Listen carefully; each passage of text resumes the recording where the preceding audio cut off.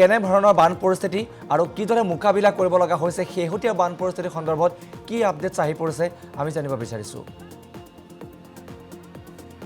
চাওক, শিৱসাগৰৰ প্ৰকৃতৰ যি নাম শিৱসাগৰ, আজি শিৱসাগৰ সঁচাকৈয়ে সাগৰলৈ ৰূপান্তৰ ঘটিছে।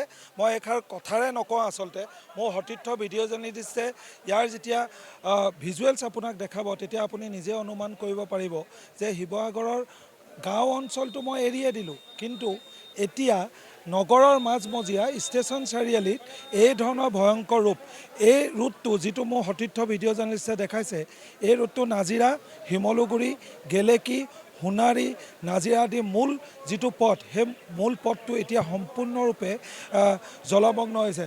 মই ভিজুৱেল দেখাই থাকিম, মোৰ লগত শৃংখল চলিয়া আছে, তেওঁ নিজেই তদাৰক কৰিছে গোটেই পৰিৱেশটো। শৃংখল, বয়স আমাৰো হৈছে, এনেকুৱা বান শিৱসাগৰ দেখিছে? নাই দেখা আৰু অবৰ্ণনীয় পৰিস্থিতি।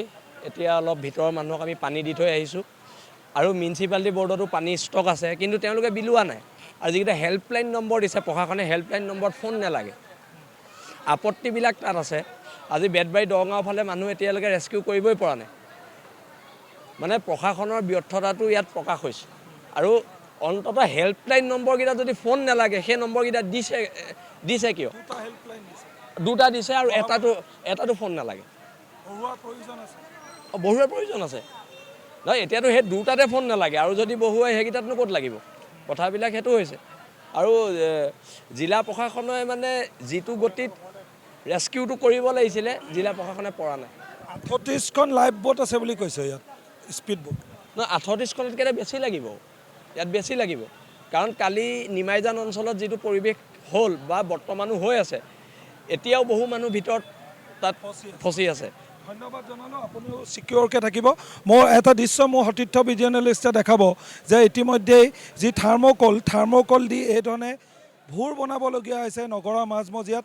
নিজৰ প্ৰয়োজনীয় সা সামগ্ৰীসমূহ লৈ যোৱা পৰিলক্ষিত হৈছে। ইয়াত বহুত ভুক্তভোগী আছে। মই পুনৰবাৰ কৈছোঁ যে শিৱসাগৰৰ যি মূল পথ, যে শিৱসাগৰ নাজিৰা গেলেকীক চুই যোৱা যিটো BG ৰোড, সেই BG ৰোডটো ইতিমধ্যে আচলতে জলমগ্ন হৈছে। যি চৰাইদেউ মৈদামলৈ এই পথেৰে যায়, ইতিমধ্যে সেই চৰাইদেউ মৈদামৰ যি পথ, সেই পথ ইতিমধ্যে আপোনাৰ সম্পূৰ্ণৰূপে জলমগ্ন হৈছে। জলসম্পদ বিভাগৰ লগত যেতিয়া আমি অনানুষ্ঠানিকভাৱে আমি কথা পাতিছিলোঁ, তেতিয়া পোনপটীয়াভাৱে তেওঁলোকে কৈছিল যে দৰিকা আৰু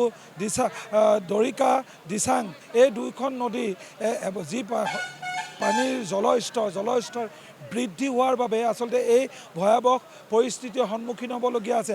আপুনি যিমান দূৰলৈকে বিশ্ব চাওক, যিমান দূৰ পৰ্যন্ত আপুনি চাই, সকলো আচলতে নিজৰ বয় বস্তু লৈ এই ধৰণে ঘৰৰ পৰা অন্য নিৰাপদ স্থানলৈ যোৱাৰ চেষ্টা কৰিছে।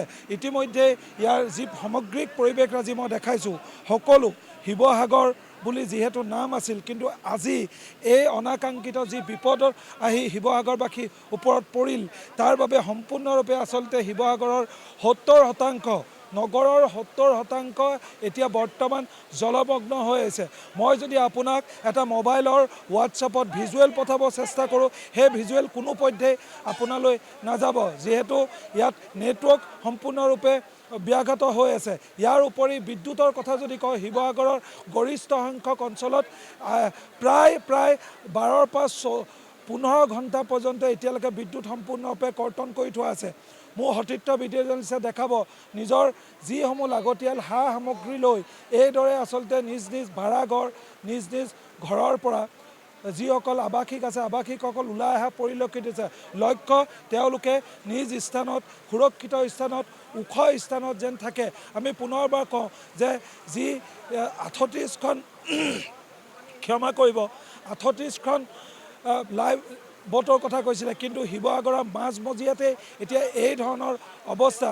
আপুনি নিজে অনুমান কৰিব পাৰিব যে আমি গাঁও অঞ্চললৈ যাবলৈ আমাৰ নিজৰ কোনো ধৰণৰ বাট পথ এতিয়া নাই। শিৱসাগৰ 37 নং ৰাষ্ট্ৰীয় ঘাইপথ সম্পূৰ্ণৰূপে স্তব্ধ হোৱাৰ পৰিলক্ষিত হৈছে। এই দলমুখ চাৰিআলিত আৰু কিছু সময় পাছতে আচলতে জলমগ্ন হ'ব উপকণ্ঠ অঞ্চলত জলমগ্ন বেতবাৰী মৌজাত সম্পূৰ্ণৰূপে জলমগ্ন নিমাইজান সম্পূৰ্ণৰূপে জলমগ্ন বিশ্ব ইয়াৰ লগতে যি সুন্দৰপুৰ আছে হলগুৰি আছে মগৰাহাট আছে এই সমগ্ৰ যিসমূহ গাঁও অঞ্চল আছে গাঁও অঞ্চলসমূহ সম্পূৰ্ণৰূপে জলমগ্ন হোৱা পৰিলক্ষিত হৈছে এক প্ৰকাৰ ক'ব লাগিব যে শিৱসাগৰ জিলা প্ৰশাসনে কোনো কাল কোনো দিনে এই ধৰণৰ যি বান পৰিস্থিতি উদ্ভৱ হৈছে সেই বান পৰিস্থিতিৰ লগত মোকাবিলা কৰিবলৈ আচলতে প্ৰস্তুত নাছিলে যিহেতু পূৰ্বৰ তুলনাত বহু শতাংশ এইবাৰৰ যি বান শিৱসাগৰৰ সেই বৃদ্ধি পাইছে আৰু বৃদ্ধি পোৱাৰ যি প্ৰকোপ সেই প্ৰকোপ সকলো স্তৰৰ কেৱল আৰ্থিকভাৱে দুৰ্বল শ্ৰেণী তেনেকৈ নহয় সকলো স্তৰৰ আচলতে মানুহক এই বানে চুই গৈছে মই ক'ব লাগিব যিহেতু সম্পূৰ্ণৰূপে নাইকিয়া বিদ্যুৎ নাই ইয়াৰ উপৰি কিছু সংখ্যক এই খোৱা বিশুদ্ধ পানী পোৱা নাই এজন যুৱক আছে মই তেওঁৰ ওচৰলৈ যাবলৈ চেষ্টা কৰিম ঘৰ ক'ত ভাইটি মোৰ ঘৰ শিৱসাগৰ বিজি ৰোডৰ আপোনালোকে দেখিছে এইটো ষ্টেণ্ড চালি এইপিনে বিজি ৰোড যোৱাকালিৰ পৰা পানী যোনটো সোঁতত বাঢ়িছে আমি ভবা নাছিলোঁ আৰু আমাৰ ফালে এইটোতে ৰাস্তাৰ ইমানখিনি পানী আমাৰ গলিৰ ভিতৰত ইমান পানী মানুহ পিছফালে এতিয়া বহুত আবদ্ধ হৈ আছে আৰু তেওঁলোকে না খাবলৈ কিবা পাইছে না আমি ভালকৈ খোৱা পানী খাবলৈ পাইছোঁ গতিকে আমাৰ চবতকৈ আটাইতকৈ দিগদাৰ হৈছে পানী যোগানটো পানী আৰু বাকী খোৱা যোগানটো আমাৰ বহুত দিগদাৰ আছে আৰু আমি আপোনালোকৰ যোগেদি মুখ্যমন্ত্ৰী ডাঙৰীয়া এটা অনুৰোধ কৰিম যাতে শিৱসাগৰ বিজি ৰোড 13 নম্বৰ আৰু 11 নম্বৰ ৱাৰ্ডত যোনটো অৱস্থা হৈছে আপোনালোকে অতি শীঘ্ৰে আমাক চকু দিয়ক নহ'লে এইপিনে বহুত মানুহ অৱস্থা বেয়া হৈ গৈছে আৰু পিছফালে আমি যোনটো আমাৰ ঘৰ আছিলে চোতাল তাত যদি আমি যাওঁ আমি ডুবি যাম গতিকে আমি কিনাৰ ঘৰত আমি ওপৰত আছোঁ আৰু তলতো আমাৰ খাবলৈ বাথৰুম চাথৰুম একো নাইকিয়া হৈ গৈছে আৰু চবতকৈ আটাইতকৈ ডাঙৰ প্ৰব্লেম হৈছে